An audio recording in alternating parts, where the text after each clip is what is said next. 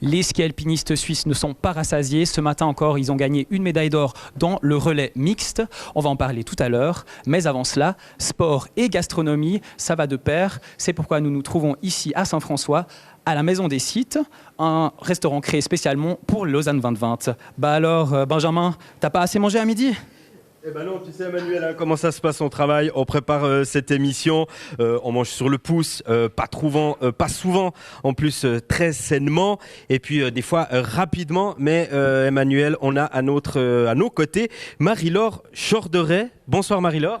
Bonsoir Benjamin. Comment ça va ? Ça va bien vous ? Magnifique. On est ici dans la Maison des Sites, c'est un petit peu votre chez vous. Durant ces JOJ, expliquez-nous ce concept de la Maison des Sites.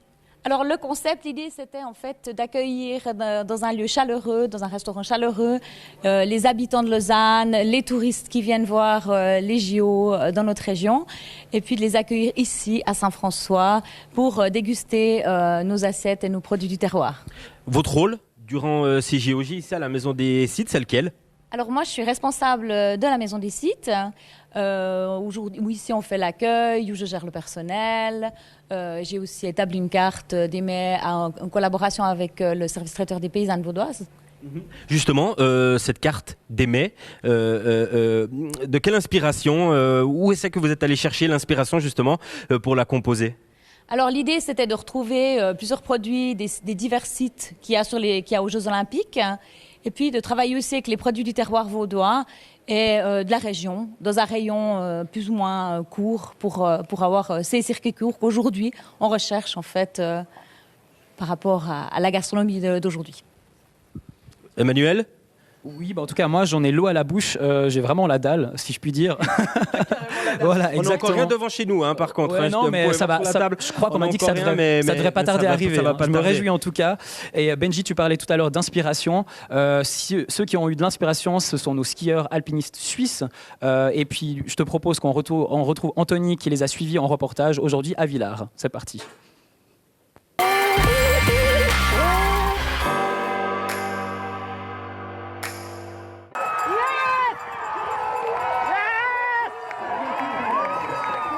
Les cris de la victoire résonnent au col de Breteuil 24 heures après que la neige ait essuyé des larmes des athlètes suisses. En gagnant la course par équipe avec plus de 2 minutes d'avance sur la France, les Helvètes ont tout écrasé. On a eu des problèmes, c'était très dur hier et on s'était préparé à revenir aujourd'hui à reprendre notre revanche et on l'a fait, on l'a montré qu'on était les plus forts et c'est juste fou, c'est que du bonheur. En s'imposant 35 minutes 07, ils ont prouvé avoir appris à tourner la page après les contre-performances. Apprendre à gagner, c'est facile, il n'y a pas besoin de faire grand-chose. Apprendre à perdre, c'est autre chose. C'est la chose que j'apprends surtout ici, vu qu'on a perdu aussi. C'est le but du jeu, c'est le sport, ma foi. Et cette médaille, contrairement à celle déjà obtenue, a une saveur particulière. Bah là, c'était la plus belle course des JOJ pour moi. En tout cas, je pense pour les autres aussi. Courir en équipe, c'est tout un autre état d'esprit que courir tout seul, parce qu'on court pour la Suisse et pas que pour nous. Une Suisse et ses régions qui se sont déplacées en station en nombre avec des drapeaux pour soutenir leurs athlètes. De quoi vraiment les aider. Merci, parce que ils sont venus tous les jours, il y avait tout le temps quelqu'un de la Gruyère, le ski club, les amis, la famille. Donc merci à eux. Puis hier, ça n'a pas du tout mérité. Aujourd'hui, on gagne avec beaucoup d'avance. Donc on a montré que ce qu'on valait vraiment par rapport à hier, quoi. Et avec 3 médailles d'or sur 5 possibles, la Suisse s'est vraiment montrée comme nation dominante de la discipline. On devait retrouver normalement en direct de Villars-sur-Roland où les épreuves de ski alpinisme se sont terminées aujourd'hui. On devait retrouver justement Nicolas et Mélanie en duplex. Malheureusement, en raison de problèmes techniques, ce duplex n'est pas faisable. Je vous rappelle que la Suisse, durant toutes les épreuves de ski alpinisme, a remporté 5 médailles, dont 3 d'or. La dernière aujourd'hui en relais mixte. Vous avez vu, je suis sorti de la Maison des Sites. Je suis toujours à la place Saint-François, je vous rassure. Je suis devant le restaurant, le bar éphémère, le Symph, en rapport avec évidemment la place Saint-François où je me trouve. Je vous propose, c'est qu'on rentre à l'intérieur et puis qu'on regarde un petit peu à quoi ça ressemble. Donc c'est un bar éphémère où il se passe des choses tous les jours. La tente dans laquelle on se trouve, elle fait 200 mètres carrés. Il y a une offre gastronomique lausannoise inédite. Vous pouvez le voir sur le petit comptoir ici, une variété de fromages. Cette tente, elle est accompagnée par 6 concerts des étudiants jazz de la HEMU. Et puis à la carte, il y a une sélection de produits provenant de microbrasseries, dont le cidre de la brasserie du Château et la bière unique 100% vaudoise de la brasserie du Jorat. Enfin, les fameux brunch, le dimanche matin à Lausanne, et puis maintenant on part tous un petit peu à la mode, on aime bruncher, et ils seront proposés par des traiteurs locaux avec une sélection de cafés pour les spécialistes du Coffee Society, notamment créé avec du lait équitable, blanc, levé, bien évidemment, et tout ça, ça me paraît alléchant. On va bouger un petit peu, vous pouvez le voir sur ma gauche, la scène où, je vous l'ai dit tout à l'heure, il y a des concerts, les gens sont en train de prendre l'apéro, il est bientôt 17h05, c'est un petit peu l'heure. Toi, de ton côté, Emmanuel, est-ce que le festin continue ? Oui, Benjamin, effectivement. Alors, on vient d'être servi. En tout cas, un conseil, garde de la place dans ton estomac. Pour continuer ce repas, nous accueillons ce soir Timéa Bachinski, une nouvelle convive à notre table. Elle est plutôt raquette de tennis que raquette à neige. Bonsoir Timéa, vous êtes l'ambassadrice de ces JOJ. Du coup, quel est votre rôle concrètement ? Alors, c'est vrai que dès que le projet a commencé il y a déjà pas mal d'années, c'est vrai que m'investir pour avoir les Jeux Olympiques de la jeunesse ici à Lausanne, moi qui ai déjà participé à 2 Jeux Olympiques, c'est clair que c'était quelque chose qui me motivait énormément. Et puis, pour ce qui est de mon rôle, étant donné que je ne suis pas en Australie actuellement, je me suis en plus engagée pour tous les jours faire des ateliers, que ce soit des ateliers en lien avec le sport et la musique ou des tables rondes. J'ai déjà fait une table ronde par rapport à la résilience et puis d'autres sujets finalement qui me parlent aussi. Et puis si je peux partager aussi avec les jeunes, je vais faire plusieurs tours aussi dans le Vortex. Vraiment de tout. Plusieurs casquettes, à ce que je vois, vous êtes très demandé, très occupé, mais c'est super. Vous êtes natif de Lausanne en plus, donc vous l'avez dit, vous avez remporté, vous avez été finaliste aux Jeux Olympiques de Rio avec Martina Hingis en 2016. Vous avez remporté la médaille d'argent. Et puis, qu'est-ce que vous avez pu palper de ces JOJ qui se déroulent ici ? Est-ce qu'on peut dire qu'il y a des bonnes vibes chez vous ici à Lausanne ? Ah, mais clairement, et surtout, je vois l'effervescence dans la ville. C'est juste magnifique de voir tous ces petits ateliers, tous ces postes découvertes aussi pour les familles lausannoises. Tout ce qui est mis en place, c'est juste fantastique et ça fait tellement plaisir de voir le nombre de personnes finalement qui se mobilisent pour ça. Il y a énormément de travail là derrière. Je pense que des fois, les gens ont de la peine à se rendre compte, mais en plus de ça, aussi... le public lausannois vient et encourage ces jeux, c'est d'autant plus beau, en tout cas, à voir à travers mes yeux. Tima, on a des belles assiettes devant nous. Est-ce que vous avez un peu d'appétit ? Un petit peu, ouais. J'ai pas encore mangé, donc ça va. Ça tombe bien. Je retourne vers vous, Marie-Laure. Est-ce que vous pouvez nous décrire un peu, nous expliquer ce qu'il y a dans ces assiettes ? Alors, dans vos assiettes, vous avez sur celle-ci, on a un tartare de truite des Diablerets avec une mousse de poisson du lac, dont de l'omble chevalier fumé, avec une salade de doucette des artisans de notre région. Timéa, quant à elle, elle a un croustillant de vacherin Mont d'Or servi tiède. Et puis juste ici, alors là, hop, nous avons le velouté de potimarron à la truffe, une sénatum, qui vient de Bonvillars, pied du Jura. Magnifique, merci en tout cas. Moi j'en ai l'eau à la bouche, j'imagine que les téléspectateurs aussi. Timéa, l'alimentation c'est primordial pour un athlète. Est-ce qu'à ce niveau-là, vous avez un régime particulier, est-ce que vous êtes suivi par un personnel spécialisé ? Alors oui, j'ai fait la demande déjà il y a quelques années d'avoir un petit peu de coaching par rapport à ça. Et c'est sûr qu'on ne peut pas manger tout et n'importe quoi, surtout durant les compétitions. Après, c'est clair qu'on a étant donné qu'on fait tellement de sport, on a un petit peu plus de chance de ce côté-là, c'est qu'on peut manger de tout. J'ai envie de dire, moi pour ma part, je suis devenue végétarienne cet été, mais c'était pas pour des performances sportives ou quoi que ce soit. C'est seulement que je me disais, je sens pas vraiment le besoin forcément de manger autant de viande que je mangeais avant, et j'y ai trouvé assez bien mon compte. Après, c'est clair que moi je remarque qu'il n'ait pas fait beaucoup de sport ces derniers temps. Ça pardonne pas, ça pardonne plus. c'est quand même assez fou, comme ça, on fait du sport pendant tellement d'années tout le temps, et puis il suffit d'avoir un petit break et puis directement on le sent sur notre corps. Mais voilà, du moment qu'on reprend le sport, après tout va se stabiliser, tout va être tout bien. Et est-ce que vous avez un petit aliment fétiche, par exemple, pendant les compétitions? On sait que Djokovic mange souvent des dattes, d'autres c'est les bananes. Est-ce que vous avez un petit aliment qui vous booste pendant les matchs ou avant les matchs? Alors je dirais, j'en ai pas un particulier. Quand j'étais plus jeune, j'étais partie plusieurs fois avec un petit aromate en fait, tout simplement en tournoi, parce que j'adorais avoir des toasts avec de l'aromate ou de la salade avec de l'aromate. Et puis maintenant, non, j'ai rien de très spécial fait avant les matchs. J'essaie juste de manger pas trop lourd et puis juste me sentir bien finalement sur le terrain. Alors moi j'ai une question pour vous deux, Marie-Laure et Timéa. Est-ce que vous étiez au courant qu'Haïti participait à ces JOJ? Absolument pas. Timéa? Alors moi je l'ai appris cet après-midi par les réseaux sociaux quand j'ai vu deux Suisses qui entouraient justement le Haïtien, et là j'ai trouvé ça absolument fantastique.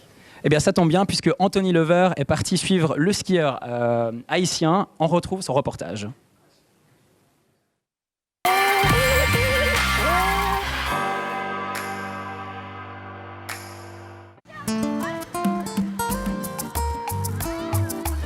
Ah, le soleil, les lunettes de soleil, le maillot de bain. Eh oui, aujourd'hui je suis dans le thème de la journée car on va à la rencontre de la délégation haïtienne.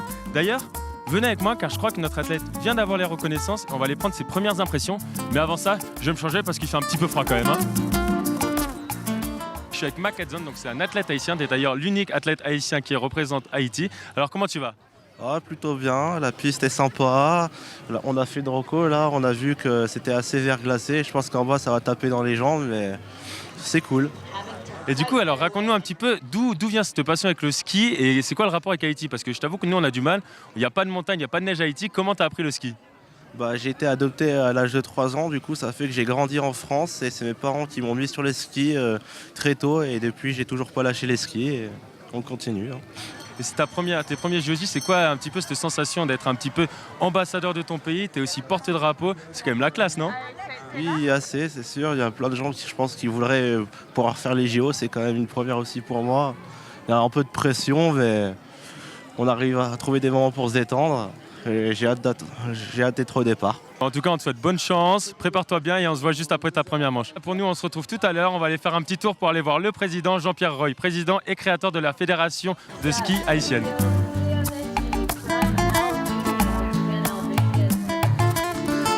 C'est une idée folle, hein. C'est parti d'un joke, hein, voilà. Donc du coup j'étais à des championnats du monde en 2009, je voyais les pauvres petits pays sur les filles, les dossards 80 qu'on voit jamais puisque c'est toujours les 30 premiers. Puis je regarde mon copain Thierry Mondier, je lui dis hey, Thierry, tu crois que je pourrais le faire moi?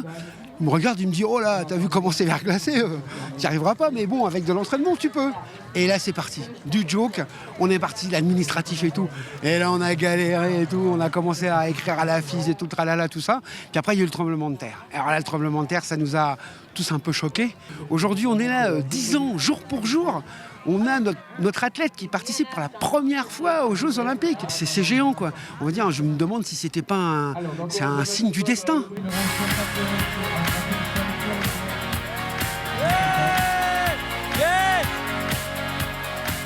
Félicitations, attends, tu te rends compte que tu es le premier athlète haïtien à participer aux Jeux Olympiques, ça te fait quoi? Ça fait un drôle d'effet, surtout sur cette piste, ça s'est verglacé, je la pensais moins glissante. Ça, sur certains appuis, j'ai eu du mal, mais ça s'est plutôt bien passé, je trouve. Bon courage et bon courage pour la suite et ta deuxième manche. Allez, tu vas réussir. Merci. Et oui, les Jeux Olympiques d'hiver, c'est pas que la Suisse, c'est pas que la France, c'est pas que les pays nordiques. On a aussi la chance de retrouver Haïti. Trinité et Tobago ou même l'Ouzbékistan. Et tout cela, vous pourrez les retrouver dans notre émission quotidienne Lausanne en jeu tous les jours à 17h. Oui, alors on est de retour ici à la Maison des Sites à Saint-François. Le menu est un peu moins exotique qu'en Haïti. Donc pas de cassave ici, mais les délices locaux élaborés par Marie-Laure Chorderet. Vous l'avez dit en début d'émission, vous avez créé une palette de plats qui sont issus de chaque site de compétition. D'où viennent exactement ces produits et où est-ce que vous vous approvisionnez ? Alors par exemple, la truite, on la prend chez un fournisseur au Diableret, donc il fume lui-même sa truite au Diableret. Le vacherin Mont d'Or, donc là on a le croustillant vacherin Mont d'Or AOP qui vient de la vallée de Joux. Après on a aussi d'autres plats à la carte où typiquement on a fait l'assiette de fromage, on a fait le tour des sites en fromage où on a les fromages qui viennent de plusieurs sites olympiques. Et puis après, on travaille surtout avec des produits d'artisans locaux où on va chercher justement la marchandise, comme la salade, comme les légumes et d'autres produits de proximité. Donc le mot d'ordre, c'est le terroir. Effectivement, des produits bien de nos régions. Timéa, vous qui voyagez beaucoup dans le monde entier pour le tennis, est-ce qu'il y a toujours un petit plat typiquement de chez nous qui vous manque quand vous êtes en vadrouille ? Alors clairement, fondue et raclette, toujours. Je suis extrêmement fan de ça. Et sinon, tout simplement le Rivella. C'est un peu bête à dire, mais j'adore le Rivella. Ça, c'était aussi quelque chose de spécial. Et puis, comme je disais avant, l'aromate, c'est jamais trop, c'est jamais j'en trouve. Je suis d'accord, je mets de l'aromate partout moi-même, donc je comprends tout à fait. Et est-ce que quand vous voyagez, quand vous allez à certains tournois à l'étranger, est-ce que vous avez l'occasion de découvrir un peu des cuisines du monde ? Est-ce qu'il y en a une qui vous a marqué, par exemple ? Alors je fais toujours, moi qui adore vraiment goûter de nouvelles choses, et puis je me dis, finalement c'est la richesse d'un pays aussi, tout ce qui est, la gastronomie finalement. Et donc j'essaye le plus possible de goûter. Après, est-ce que j'en ai eu un J'ai goûté à l'époque plusieurs tagines différentes au Maroc, c'était juste fantastique. Sinon, là, tout simplement en vacances aux Philippines, j'ai goûté vraiment des trucs mais très très spéciaux, mais très philippins et c'était aussi excellent. Mais ça, je reste, une bonne Suisse et j'aime bien avoir mon petit fromage suisse et puis les produits de notre région. On va justement prendre maintenant des nouvelles de Benjamin, qui est toujours au Synf, j'imagine. Benjamin, comment ça se passe pour toi ? Est-ce que tu as dégusté quelque chose d'autre ? Non, Emmanuel, mais derrière ma caméra woman, derrière Nora, il y a Pauline. Et Pauline, elle est en train de préparer de magnifiques planchettes de fromage. Salut Pauline, comment ça se passe ? Super bien, et pour vous ? Ouais. Une merveille. Explique-nous un petit peu quelle sorte de fromage tu as ici. On a plusieurs sortes de fromages. Donc là, vous allez avoir un gruyère d'alpage. Là, il y aura 2 vacherins. Celui-ci sera un peu plus affiné que celui-là, donc un peu plus fort. Là, on est sur un fromage assez original qui a l'ail des ours. Ça fonctionne bien, ça ? Il fonctionne hyper bien. Je suis hyper étonnée. Celui-ci, c'est un vacherin de chèvre qui est hyper doux, donc il fonctionne aussi très bien. Là, on est sur 2 vacherins de brebis. Et enfin, on a un bleu de Fribourg. C'est lequel qui marche le mieux ? C'est lequel qui a le plus la cote ? Le gruyère ? Un classique. Le classique, le gruyère. Le chèvre, ça va ? Le chèvre, il fonctionne hyper bien, ouais, parce qu'il est hyper doux. Pour les gens qui n'aiment pas trop le fromage un peu fort, ça marche bien. Donc si vous avez un petit creux, si vous aimez le fromage, venez ici au Synf, place Saint-François. Pauline vous accueille avec le sourire. Et puis pendant ces JOJ, le Guet de Lausanne, le fameux Guet de Lausanne à la cathédrale, il s'internationalise. Johan, lui, est monté au sommet hier soir pour voir comment ça se passe.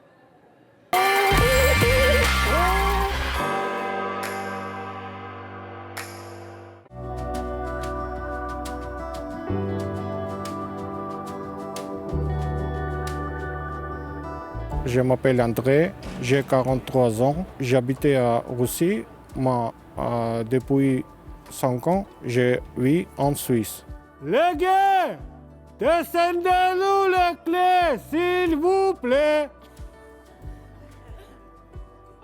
L'idée est venue de pouvoir mettre en valeur la tradition vivante du guet et de permettre aux Lausannois, Lausannoises et aux personnes de passage à l'occasion des Jeux Olympiques de découvrir cet élément du patrimoine lausannois. On l'a fait avec des migrants parce que souvent on parle dans les médias comme ça des migrants qu'on voit comme une masse informe. Là, c'était donner la possibilité aux personnes qui font cette visite de se rendre compte que les migrants, ce sont des hommes, des femmes qui vivent chacune avec leur histoire de vie, leur histoire de migration et de les mettre en valeur en montrant qu'ils peuvent s'intéresser à la culture de la Suisse et de Lausanne en particulier et même en apprendre aux Lausannois et Lausannoises. C'est le guet, il a sonné 5, il a sonné 5. Ouais, c'est très bien, André, c'est très bien. J'ai réussi à trouver une équipe de 6 personnes qui sont extrêmement motivées à mettre en valeur la cathédrale et son guet. Les excursions à la cathédrale de Lausanne offrent des étrangers l'occasion à la familiariser avec la culture locale. Je pense que cette activité est très responsable et très honorable.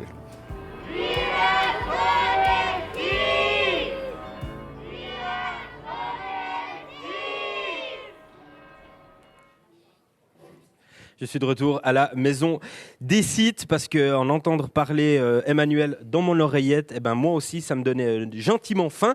Alors du coup, on va passer à table. Qu'est-ce que vous en dites?